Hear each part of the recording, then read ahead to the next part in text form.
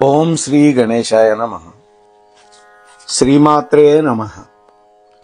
శివాయ గురవే నమః. శ్రీకృష్ణ పరబ్రహ్మణే నమః. శ్రీరామాయ నమః. శ్రీ గురుభ్యో నమః. నారాయణం నమస్కృత్య నరం చైవ నరోత్తమం దేవీం సరస్వతీం వ్యాసం తతో జయముదీరయేత్. శ్రీదత్త జయదత్త గురుదత్త. ఓం ద్రాం దత్తాత్రేయాయ నమః. ఓం ద్రాం దత్తాత్రేయాయ నమః. ఓం ద్రాం దత్తాత్రేయాయ నమః. మోహనవాణి ఛానల్ ద్వారా శ్రీ దత్త పురాణాన్ని అత్యంత భక్తి శ్రద్ధలతోటి శ్రవణం చేస్తూ ఉన్నటువంటి భక్తామ తల్లులకు తండ్రులకి ముందుగా నా యొక్క సాధువాదాలు. ఇప్పటికి మనం 51 భాగాలు పూర్తి చేసుకున్నాం. మనం 51వ భాగంలో ఒక వృద్ధ రాక్షసుడి యొక్క పూర్వజన్మ వృత్తాంతాన్ని చెప్పుకున్నాం. ఆ తర్వాత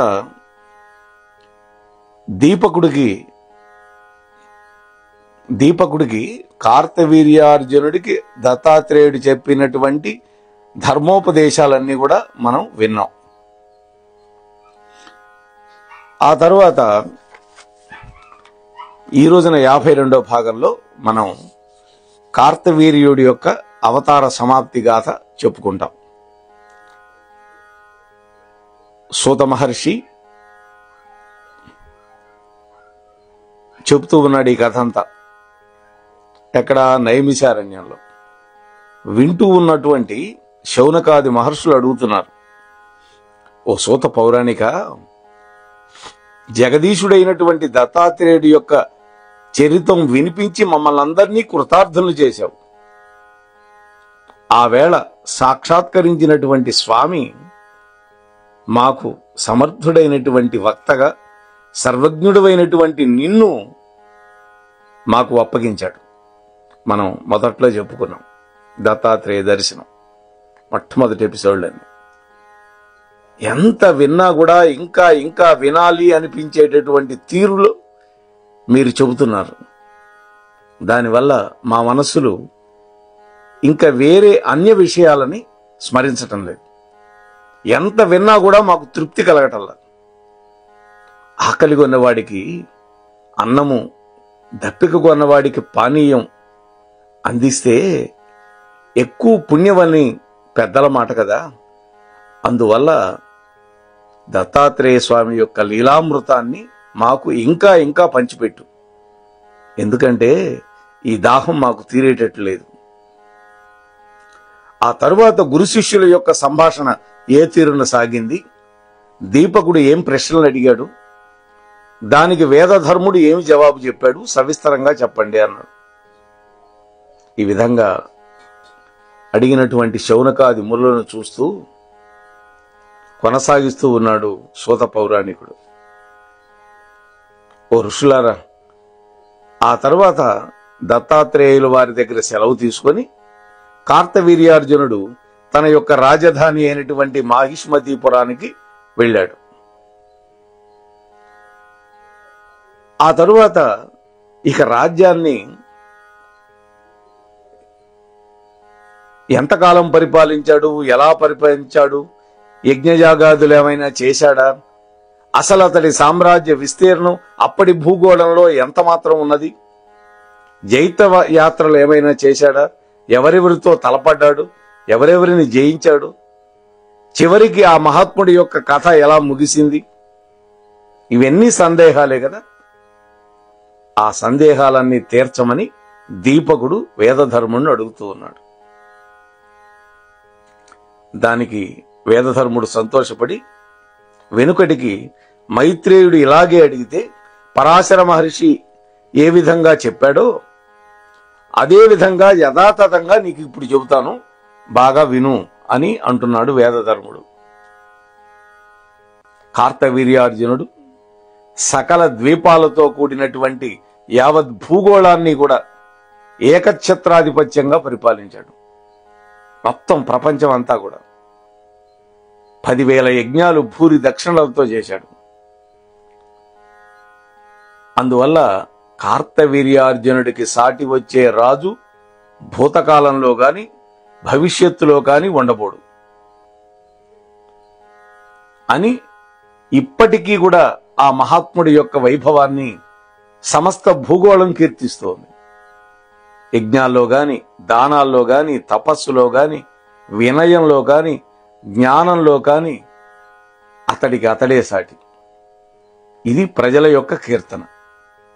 ఆ విధంగా 85,000 సంవత్సరాల పాటు తిరుగులేని బల పరాక్రమాలతో ఆ మాహిష్మతీపురాన్ని రాజధానిగా చేసుకొని సమస్త భూమండలాన్ని పరిపాలించాడు. 85,000 సంవత్సరాలు. ఒకనాడు ఆనందాతిశయంతో నర్మదా నదిలో జనక్రీడలు ఆడుతూ ఉన్నాడు. అప్పుడు అక్కడికి దశకంఠుడైనటువంటి రావణాసురుడు వచ్చాడు. దేవతలు, దైత్యులు, గంధర్వులను గడగడగాడించాడు ఆ రావణుడు.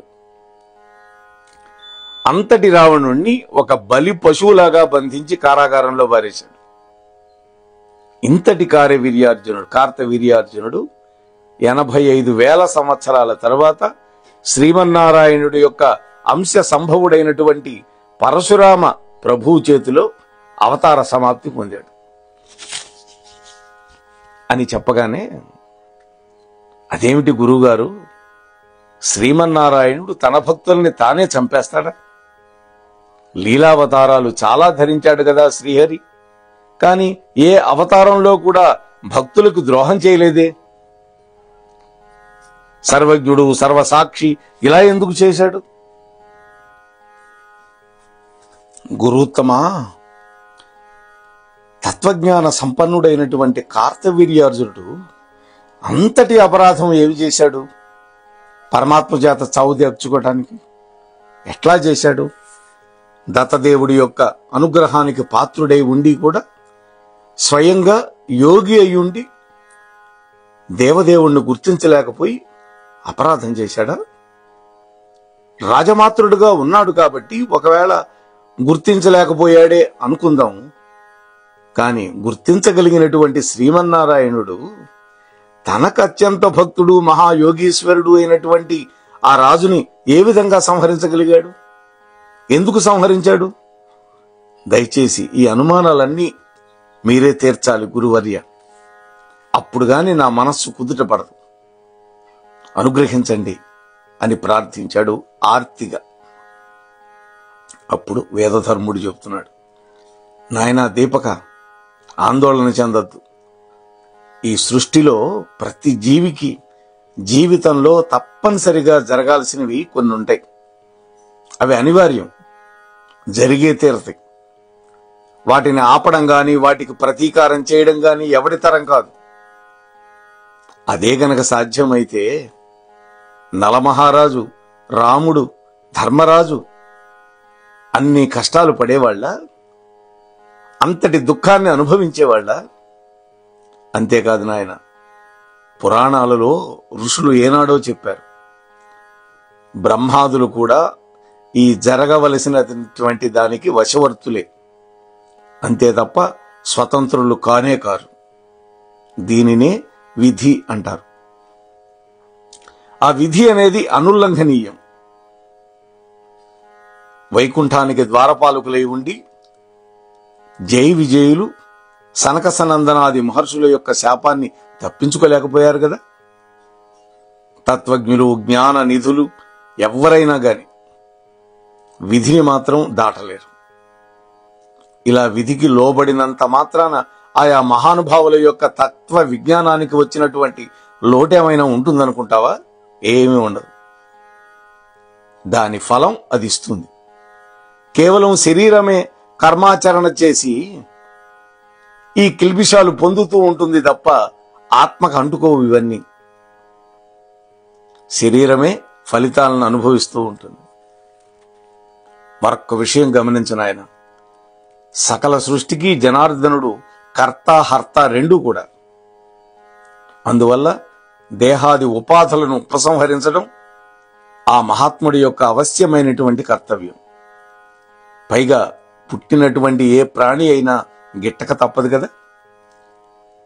అయితే శరీరం నశించినంత మాత్రాన లోపల ఉన్న ఆత్మకు జరిగే నష్టం ఏమీ ఉండదు కదా. ఆ చిదాత్మం అన్నదే అది శాశ్వతం. తత్వజ్ఞులైనటువంటి పెద్దలు తమ యొక్క స్వంత ప్రయత్నంతో ఏనాడు కూడా వినాశనాన్ని కొని తెచ్చుకోరు. అటువంటి పనులు కావాలని ఎవరు చేయరు, కానీ కర్మ ప్రేరితులై చేస్తూ ఉంటారు. ఎందుకని? బుద్ధి అనేది కర్మానుసారిని అవుతుంటుంది. పరమేశ్వరుడు సైతం స్వభావతః ఇచ్ఛానుసారం ఏ పని చెయ్యడు కూడా. ఎందుకని?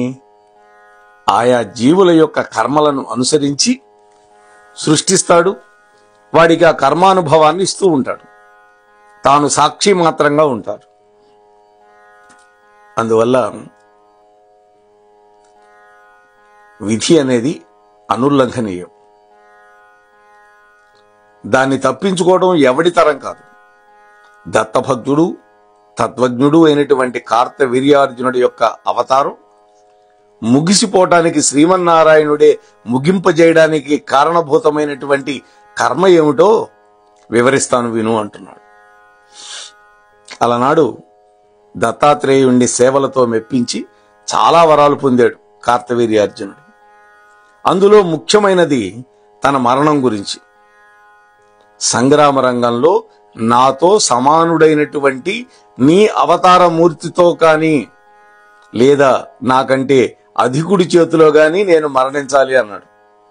అంతేగాని రోగాలు రుష్టులతోటి ఒక అల్పుడితోటి నేను మరణించకూడదని వరం అడిగాడు. స్వామి కూడా తథాస్తు అన్నాడు. ఆ సమయంలో అందువల్ల ఆ మాట జరగాలి కదా, స్వామి యొక్క తథాస్తు వాక్యం. అందుకు అవసరమైనటువంటి కర్మాచరణాన్ని అతడితో ఈ బలీయమైనటువంటి విధి చేయించింది.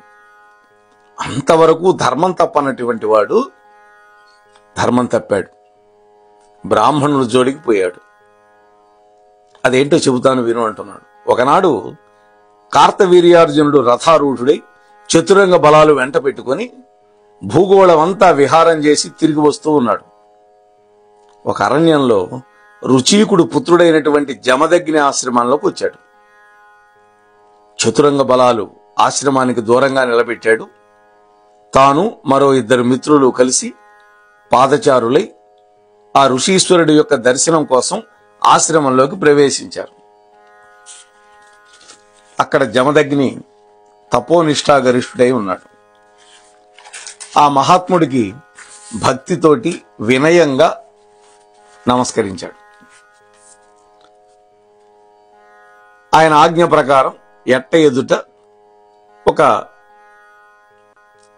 రాయి ఉన్నది, బండరాయి. దాని మీద వినయంగా కూర్చున్నాడు. ఆశ్రమాల్లో అంతకంటే ఏముండవుగా. ఉభయకిసులోపరి అయింది. ఆ మహర్షి కార్తవీర్యార్జునుడిని సర్వసైన్య సమేతంగా ఆతిథ్యానికి పిలిచాడు. అతిథిని పూజించాలి కదా.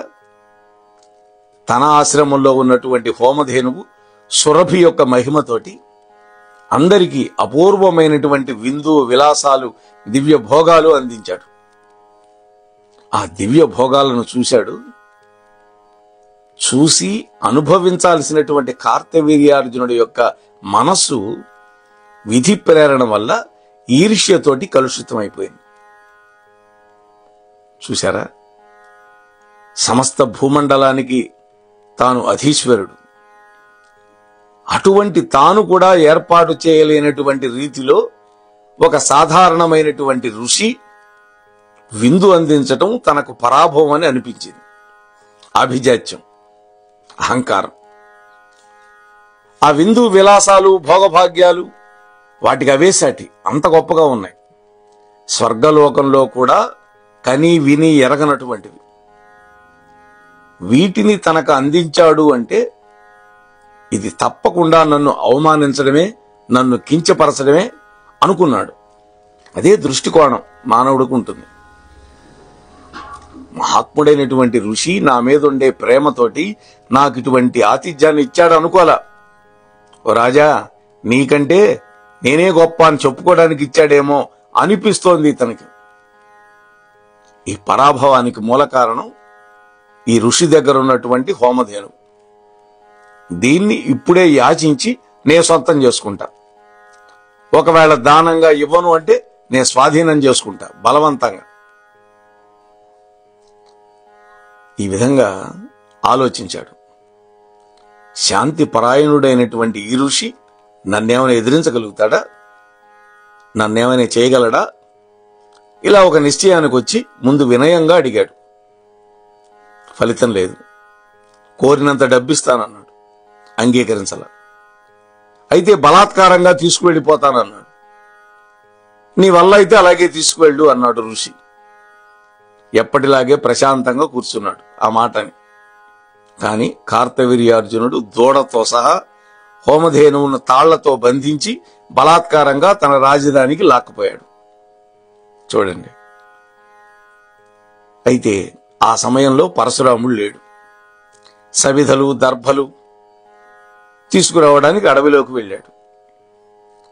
ఈ సంఘటన జరిగిన కాసేపటికి ఆశ్రమానికి తిరిగి వచ్చాడు పరశురామ ప్రభు. తండ్రి గారికి నమస్కరించి కూర్చున్నాడు. సోదరులు చుట్టుముట్టి జరిగిన సంగతి అంతా చెప్పారు. ఆయనకి 4 అన్నయ్యలు ఉన్నారు, 4 వెంటనే పరశురాముడు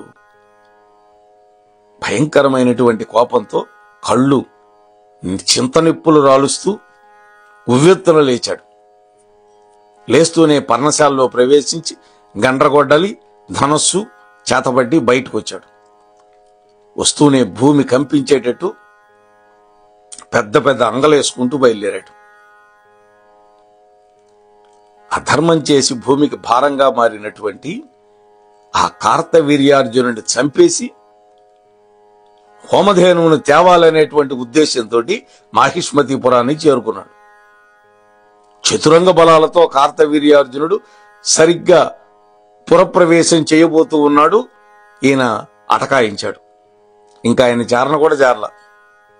ఓరి క్షత్రియాధమా, నన్ను పరశురాముడు అంటారు, జగద్విఖ్యాతుణ్ణి, ఏది నీ ముఖం చూపించు అని మేఘ గంభీర స్వరంతో గర్జించాడు. ఆశ్చర్యచకితుడైపోయినాడు కార్తవీర్యార్జునుడు. పరశురాముణ్ణి తేరిపార చూశాడు. చూస్తూనే ఓ, ఈయన సాక్షాత్తు శ్రీమన్నారాయణుడి యొక్క అవతారం అని గుర్తించాడు.